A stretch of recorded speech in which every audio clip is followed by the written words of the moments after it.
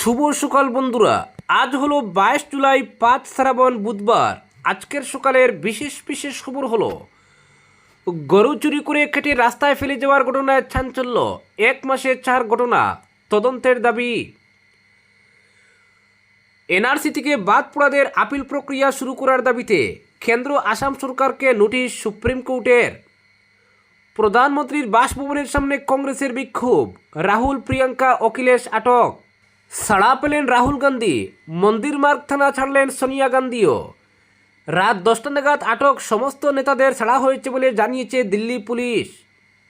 দোকানে টিপার খালাসির মর্মান্তিক মৃত্যু, জিরিকাটে কোটি টাকার হেরোইন সহ গ্রেফতার এক।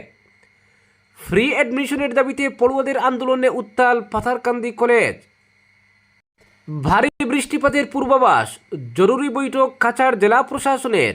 এনডিআরএফ এসডিআরএফকে সরঞ্জাম সহ প্রস্তুত থাকার নির্দেশ। ভুয়ো চিকিৎসকের বিরুদ্ধে বাগায় স্বাস্থ্য বিভাগের অভিযান। মাদক পাচারের বিরুদ্ধে সীমান্তে কড়া বার্তা।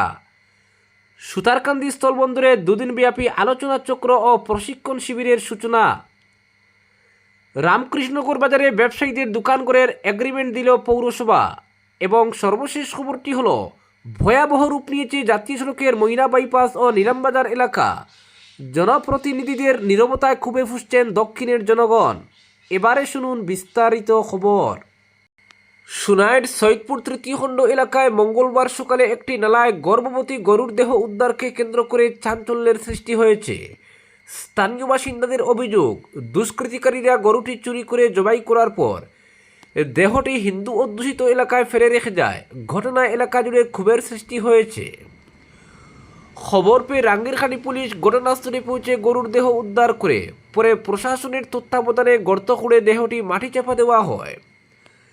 স্থানীয়দের দাবি, গত 1 মাসে এলাকায় এ ধরনের এটি চতুর্থ ঘটনা। তাদের অভিযোগ, ধারাবাহিকভাবে গরু চুরি করে জবাই করা হচ্ছে এবং পরে দেহ বা দেহাংশ হিন্দু অধ্যুষিত এলাকায় ফেলে রেখে যাওয়া হচ্ছে। এতে এলাকায় উত্তেজনা ছড়ানোর পাশাপাশি সামাজিক সম্প্রীতি নষ্টের আশঙ্কা তৈরি হয়েছে বলে তাদের দাবি। বাসিন্দাদের একাংশ জানান, গরু তাদের ধর্মীয় বিশ্বাস ও অনুভূতির সঙ্গে জড়িত, তাই এ ধরনের ঘটনার ফলে তাদের ধর্মীয় অনুভূতিতে আঘাত লাগছে বলে তারা মনে করছেন। পাশাপাশি পরিকল্পিতভাবে এসব ঘটনা ঘটিয়ে এলাকায় অশান্তির পরিবেশ সৃষ্টি করার চেষ্টা হতে পারে বলেও তাদের অভিযোগ। ঘটনার পর এলাকাবাসী দোষীদের দ্রুত শনাক্ত করে গ্রেপ্তারের দাবি জানিয়েছেন। তাদের মতে নিরপেক্ষ ও দ্রুত তদন্তের মাধ্যমে প্রকৃত দোষীদের বিরুদ্ধে আইনানুগ ও দৃষ্টান্তমূলক ব্যবস্থা গ্রহণ করা হলে ভবিষ্যতে এ ধরনের ঘটনা রোধ করা সম্ভব হবে এবং এলাকায় শান্তি শৃঙ্খলা ও সামাজিক সম্প্রীতি বজায় থাকবে। এদিকে ঘটনার তদন্ত শুরু করেছে পুলিশ, তবে এখনও পর্যন্ত এই ঘটনায় কাউকে গ্রেপ্তারের খবর পাওয়া যায়নি। পুলিশ ঘটনার প্রকৃত কারণ ও অভিযোগের সত্যতা খতিয়ে দেখছে। পরবর্তী খবরটি হলো, আসামে প্রকাশিত চূড়ান্ত জাতীয় নাগরিকপঞ্জি থেকে বাদ পড়া ব্যক্তিদের জন্য আপিল প্রক্রিয়া অবিলম্বে শুরু করার নির্দেশ চেয়ে দায়ের হওয়া এক আবেদনের ভিত্তিতে মঙ্গলবার কেন্দ্র সরকার, আসাম সরকার সহ সংশ্লিষ্ট পক্ষগুলিকে নোটিশ জারি করেছে সুপ্রিম কোর্ট। প্রধান বিচারপতি সূর্যকান্ত, বিচারপতি জয়মাল্য বাগচি এবং বিচারপতি বিপুল এম পাচলির বেঞ্চ আসাম স্টেট জমিয়ত উলামার দায়ের করা আবেদনটির শুনানি করে। আবেদনকারীর আইনজীবী আদালতে জানান, এনআরসি থেকে বাদ পড়া বহু মানুষ দীর্ঘদিন ধরে চরম দুর্ভোগের মধ্যে রয়েছেন। তিনি বলেন, এনআরসি থেকে যাদের নাম বাদ পড়েছে তাদের জন্য আইনি আপিলের সুযোগ থাকলেও বাস্তবে সেই প্রক্রিয়া এখনও শুরু হয়নি। একই বিষয়ে একটি পৃথক আবেদনও সুপ্রিম কোর্টে বিচারাধীন রয়েছে বলেও তিনি আদালতকে জানান। শুনানি শেষে বেঞ্চ কেন্দ্র সরকার, আসাম সরকার এবং এনআরসির রাজ্য সমন্বয়কারী দপ্তর সহ সংশ্লিষ্ট পক্ষগুলির কাছে জবাব তলব করে পাশাপাশি এই আবেদনটিকে একই বিষয়ে বিচারাধীন অন্য মামলার সঙ্গে যুক্ত করার নির্দেশ দেয় আদালত। উল্লেখ্য, 2019 সালের 31 আগস্ট আসামের হালনাগাদ চূড়ান্ত এনআরসি প্রকাশিত হয়। এই তালিকায় 3.3 কোটি আবেদনকারীর মধ্যে প্রায় 3.1 কোটি মানুষের নাম অন্তর্ভুক্ত হলেও 19,06,000-এরও বেশি আবেদনকারীর নাম বাদ পড়ে। এনআরসির রাজ্য সমন্বয়কারীর দপ্তরের তথ্য অনুযায়ী মোট 19.06 লক্ষ মানুষের নাগরিকত্বের দাবি চূড়ান্ত তালিকায় স্থান পায়নি। পরবর্তী খবরটি হলো প্রধানমন্ত্রীর বাসভবনের সামনে কংগ্রেসের বিক্ষোভ, রাহুল, প্রিয়াঙ্কা, অখিলেশ আটক। রাজধানী দিল্লিতে মঙ্গলবারও রাজনৈতিক উত্তেজনা অব্যাহত থাকে। প্রধানমন্ত্রী নরেন্দ্র মোদীর সরকারি বাসভবনের সামনে বিক্ষোভ কর্মসূচি পালন করতে গিয়ে কংগ্রেস নেতা রাহুল গান্ধী, প্রিয়াঙ্কা গান্ধী এবং সমাজবাদী পার্টির সাংসদ অখিলেশ যাদবকে আটক করে দিল্লি পুলিশ। তাদের পাশাপাশি কংগ্রেসের আরও বহু নেতা কর্মীকেও আটক করা হয়। মঙ্গলবার দুপুরে কংগ্রেস সভাপতি মল্লিকার্জুন খাড়গের বাসভবনের সামনে দলীয় নেতা কর্মীরা জড়ো হন। সেখান থেকে প্রধানমন্ত্রীর বাসভবন 7 লোক কল্যাণ মার্গের উদ্দেশ্যে মিছিল শুরু হয়। মিছিলে অখিলেশ যাদবও যোগ দেন। বিক্ষোভগিরি এলাকায় কড়া নিরাপত্তা ব্যবস্থা নেওয়া হয়। বিপুল সংখ্যক পুলিশ ও র্যাপিড অ্যাকশন ফোর্স মোতায়েন করা হয়। বিক্ষোভকারীরা প্রধানমন্ত্রী নরেন্দ্র মোদী এবং কেন্দ্রীয় স্বরাষ্ট্রমন্ত্রী অমিত শাহের পদত্যাগের দাবি জানান এবং বিভিন্ন স্লোগান দেন। ঘটনাস্থলে কেন্দ্রীয় প্রতিমন্ত্রী জিতেন্দ্র সিং উপস্থিত হয়ে রাহুল গান্ধীর সঙ্গে কথা বলেন, তবে তার আশ্বাসের পরও কংগ্রেস বিক্ষোভ চালিয়ে যাওয়ার সিদ্ধান্ত নেয়। এরপর বিক্ষোভকারীদের সরিয়ে দিতে উদ্যোগী হয়ে দিল্লি পুলিশ। পুলিশের সঙ্গে ধস্তাধস্তির পরিস্থিতি তৈরি হলে রাহুল গান্ধী, প্রিয়াঙ্কা গান্ধী, অখিলেশ যাদব সহ অন্যান্য নেতাদের পুলিশি হেফাজতে নেওয়া হয়। জিতেন্দ্র সিং অভিযোগ করেন, কংগ্রেস আন্দোলনের দাবিগুলি বারবার পরিবর্তন করেছে। তার দাবি, রাহুল গান্ধী সংসদে নিট সহ বিভিন্ন পরীক্ষার প্রশ্নপত্র ফাঁসের বিষয়ে আলোচনা হলে বিক্ষোভ প্রত্যাহারের আশ্বাস দিয়েছিলেন। পরে তিনি শিক্ষামন্ত্রীর পদত্যাগের নতুন দাবি তুলেন বলে অভিযোগ করেন কেন্দ্রীয় প্রতিমন্ত্রী। এদিকে বিজেপির একটি সূত্র দাবি করেছে, কংগ্রেসের এই আন্দোলন রাজনৈতিক উদ্দেশ্য প্রণোদিত এবং রাহুল গান্ধী বারবার দাবি পরিবর্তন করছেন। অপরদিকে আটক হওয়ার কয়েক ঘন্টা পরে ছাড়া পেলেন লোকসভার বিরোধী দলনেতা রাহুল গান্ধী। তাকে আটক করার পরেই মন্দির মার্গ থানায় গিয়েছিলেন কংগ্রেস নেত্রী সোনিয়া গান্ধী। ছত্রসাল স্টেডিয়াম থেকে রাহুলকে মুক্তি দেওয়ার পরই থানা ছাড়েন তিনি। তার সঙ্গে ছাড়া হয়েছে কংগ্রেস নেত্রী প্রিয়াঙ্কা গান্ধীকেও। নিট পরীক্ষার প্রশ্ন ফাঁস, দিল্লিতে ছাত্রদের বিক্ষোভে লাঠিচার্জ সহ একাধিক ইস্যুতে মঙ্গলবার দিল্লিতে প্রধানমন্ত্রী নরেন্দ্র মোদীর সরকারি বাসভবনের সামনে বিক্ষোভ দেখায় কংগ্রেস। ওই বিক্ষোভ সমাবেশ থেকে প্রধানমন্ত্রী এবং কেন্দ্রীয় শিক্ষামন্ত্রী ধর্মেন্দ্র প্রধানের পদত্যাগ দাবি করেন কংগ্রেস নেতারা। লোক কল্যাণ মার্গে বিক্ষোভ কর্মসূচি দেখানোর সময়ে সেখান থেকে রাহুল গান্ধী, প্রিয়াঙ্কা গান্ধী সহ অন্যদের আটক করে নিয়ে যায় দিল্লি পুলিশ। লোকসভার বিরোধী দলনেতা নিয়ে যাওয়া হয় মন্দির মার্গ থানায়। এরপরেই সেখানে যান মা সোনিয়া গান্ধী। তারপরেই চড়া হয় রাহুল গান্ধীদের। রাত 10টা নাগাদ আটক সমস্ত কংগ্রেস নেতাদের ছাড়া হয়েছে বলে জানিয়েছে দিল্লি পুলিশ। পরবর্তী খবরটি হলো, দোকানে ঢুকে পড়ল টিপার, খালাসির মর্মান্তিক মৃত্যু। শিলচর থানার অন্তর্গত জাপিরবন এলাকায় এক মর্মান্তিক সড়ক দুর্ঘটনায় টিপার গাড়ির খালাসির মৃত্যু হয়েছে। সোমবার রাত প্রায় 11টা নাগাদ দুর্ঘটনাটি ঘটে। মৃতের নাম শিবা তন্তুবা। তিনি হাতিজোড়া এলাকার বাসিন্দা ছিলেন। পুলিশ সূত্রে জানা যায়, একটি টিপারের সঙ্গে অন্য একটি গাড়ির সংঘর্ষ হলে টিপারটি নিয়ন্ত্রণ হারিয়ে রাস্তার ধারে থাকা একটি দোকানে ঢুকে পড়ে। দুর্ঘটনার সময় দোকানের চালের কাঠের একটি অংশ শিবা তন্তুবের বুকে বিদ্ধ হয়। গুরুতর আঘাতের ফলে ঘটনাস্থলেই তার মৃত্যু হয়। ঘটনার খবর পেয়ে শিলচর থানার পুলিশ ঘটনাস্থলে পৌঁছে দুর্ঘটনাগ্রস্ত টিপারটি বাজেয়াপ্ত করে এবং তদন্ত শুরু করে। মঙ্গলবার শিলচর মেডিকেল কলেজ ও হাসপাতালে মৃতদেহের ময়নাতদন্ত সম্পন্ন করা হয়েছে। এই মর্মান্তিক দুর্ঘটনায় এলাকায় শোকের ছায়া নেমে এসেছে। পরবর্তী খবরটি হলো, মাদক বিরোধী অভিযানে বড় সাফল্য পেল জিরিঘাট পুলিশ। গোপন সূত্রে পাওয়া তথ্যের ভিত্তিতে অভিযান চালিয়ে প্রায় 1,20,00,000 টাকা মূল্যের হেরোইন উদ্ধার করা হয়েছে। এ ঘটনায় এক মাদক পাচারকারীকে গ্রেফতার করেছে পুলিশ। পুলিশ সূত্রে জানা গেছে, পার্শ্ববর্তী রাজ্য মণিপুর থেকে জিরিঘাট হয়ে মাদক পাচারের খবর পেয়ে আগে থেকেই ওত পেতেছিল জিরিঘাট থানার পুলিশ। থানার ভারপ্রাপ্ত কর্মকর্তা রানানাথের নেতৃত্বে পরিচালিত তল্লাশি অভিযানে ধরা পড়ে হিফজুর রহমান নামে এক যুবক। তার বাড়ি ধলাই থানার অন্তর্গত ভাগা জামালপুর গ্রামে। অভিযান চলাকালীন AS11S0205 নম্বরের একটি পালসার মোটরসাইকেলে তল্লাশি চালিয়ে প্রথমে কিছুই উদ্ধার করা যায়নি। পরে সন্দেহের ভিত্তিতে বাইকের পেট্রোল ট্যাঙ্ক পরীক্ষা করে তার ভিতরে তৈরি করা একটি গোপন চেম্বারের সন্ধান পান পুলিশ। চেম্বারটি খুলে 20টি সাবান কেসে লুকিয়ে রাখা মোট 234 গ্রাম হেরোইন উদ্ধার করা হয়। উদ্ধার হওয়া সন্দেহভাজন মাদকদ্রব্য ডিডি কিটের মাধ্যমে পরীক্ষা হলে তা হেরোইন বলে নিশ্চিত হয়। খবর পেয়ে ঘটনাস্থলে পৌঁছান লক্ষ্মীপুর মহকুমার CDSP পৃথ্বীরাজ রাজহুয়া।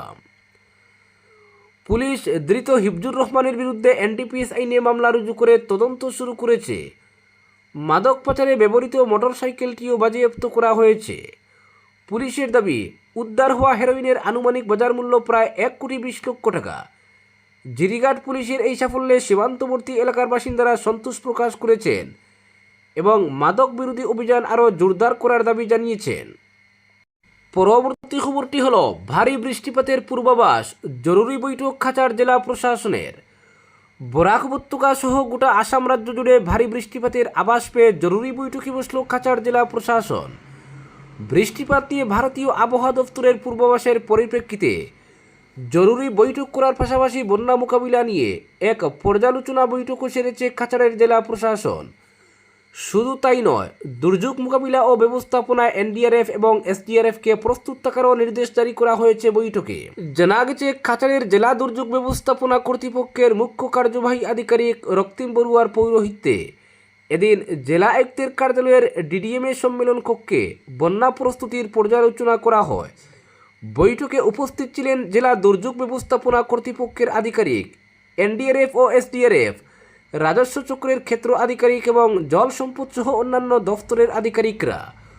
পুঙ্খানুপুঙ্খ পর্যালোচনার পর এক সমন্বিত প্রতিক্রিয়ার জন্য সুস্পষ্ট নির্দেশনা জারি করা হয়, যার মধ্যে রয়েছে গ্রাম প্রধান ও বন্যা কবলিত গ্রামগুলিতে অবিলম্বে সতর্কবার্তা প্রচার করা, এনডিআরএফ ও এসডিআরএফের উদ্ধার সরঞ্জাম সহ প্রস্তুত থাকা, কন্ট্রোল রুমগুলো 24 ঘন্টা সক্রিয় রাখা, ত্রাণ সামগ্রী ও ওষুধপত্র প্রস্তুত রাখা, দুর্বল বাঁধগুলির উপর কড়া নজরদারি রাখা, আশ্রয়স্থল, অঙ্গনওয়াড়ি কেন্দ্র ও বিদ্যালয়গুলিকে অস্থায়ী ত্রাণ শিবির হিসেবে চিহ্নিত করা। এছাড়াও সড়ক ও বিদ্যুৎ বিভাগের কর্মীদের তৎপর থাকার নির্দেশ জারি করা হয়। এদিকে প্রতিটি বিভাগকে সমন্বয় বজায় রেখে কাজ করার নির্দেশ জারি করেছে প্রশাসন। এও জানিয়েছে, ডিডিএমএ সার্বক্ষণিক পরিস্থিতির উপর নজর রাখবে। নাগরিকদের সতর্ক থাকার এবং সরকারি পরামর্শ মেনে চলার অনুরোধ জানানো হয় বৈঠক থেকে। প্রাণহানি ও ক্ষয়ক্ষতি এড়াতে সব ধরনের ব্যবস্থা গ্রহণের উপর গুরুত্ব আরোপ করা হয় এদিনের বৈঠকে। পরবর্তী খবরটি হল, ভুয়ো চিকিৎসকের বিরুদ্ধে ভাগায় স্বাস্থ্য বিভাগের অভিযান। ভাগাবাজার মণিপুরি মার্কেটে ভুয়ো চিকিৎসকদের বিরুদ্ধে মঙ্গলবার অভিযান চালালেন কাছাড় জেলা জয়েন্ট ডিরেক্টর অফ হেলথ সার্ভিসের আধিকারিকরা। এদিন ভাগাবাজার সংলগ্ন ওই মার্কেটের হেলথ কেয়ার মেডিকোস নামের ওষুধের দোকানে দীর্ঘক্ষণ ধরে অভিযান চালান বিভাগের আধিকারিকরা। জেলা জয়েন্ট ডিরেক্টর অফ হেলথ সার্ভিসের মেডিকেল অ্যান্ড হেলথ অফিসার তথা স্বাস্থ্য বিভাগের জেলা নোডাল অফিসার শ্রীময়ী শিকদার জানান, মণিপুরি মার্কেটের হেলথ কেয়ার মেডিকোস নামের ওষুধের দোকানে তারা অভিযান চালালে বহু অনিয়ম ধরা পড়ে। এখানে এল প্রতাপ সিংহ নামের এক ব্যক্তি কোনো বৈধ কাগজপত্র ছাড়াই রোগীদের চিকিৎসা চালিয়ে যাচ্ছেন। ওষুধের দোকানের পেছনের 3টি কক্ষে সারি সারি শয্যা রেখে রীতিমতো নার্সিংহোম চালিয়ে যাচ্ছেন তিনি। এসব শয্যার পাশে রয়েছে স্যালাইন দেওয়ার স্ট্যান্ডও।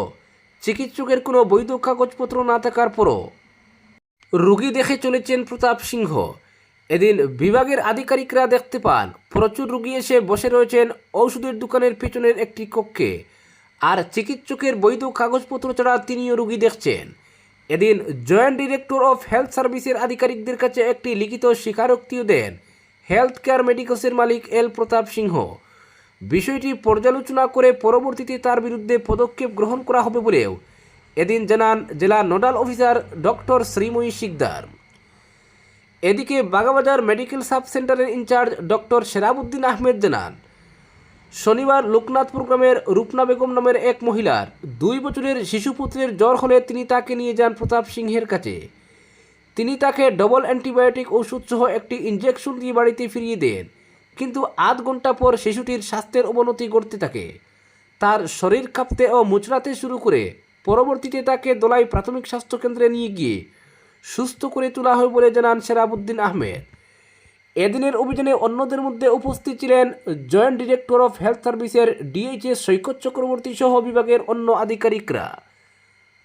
পরবর্তী খবরটি হল, ভয়াবহ রূপ নিয়েছে জাতীয় সড়কের ময়না বাইপাস ও নিলামবাজার এলাকা। সম্প্রতি আসাম ত্রিপুরা 8 নং জাতীয় সড়কের ময়না বাইপাস ও নিলামবাজার অংশটি মরণফাঁদে পরিণত হয়েছে। দীর্ঘদিন ধরে সংস্কার না হওয়ায় বর্তমানে রাস্তাটি চলাচলের জন্য অনুপযোগী হয়ে পড়েছে। সব কিছু প্রত্যক্ষ করেও কর্তৃপক্ষের তরফে কোনো হেলদোল পরিলক্ষিত না হওয়ায় শেষমেশ আন্দোলনের হুমকি দিয়েছে একাধিক সামাজিক সংগঠন। প্রসঙ্গত, সংস্কারের 1.5 মাসের মাথায় আসাম ত্রিপুরা 8 নং জাতীয় সড়কে এক বৃহৎ অংশ আগের চেয়েও শোচনীয় আকার ধারণ করেছে। এ নিয়ে কোনো উদ্যোগ হাতে নিতে দেখা যায়নি মন্ত্রী, সাংসদ ও বিধায়ককে। রাস্তার শোচনীয় পরিস্থিতি নিয়ে তাদের এমন নীরবতায় ক্ষোভে ফুঁসছেন দক্ষিণের জনগণ।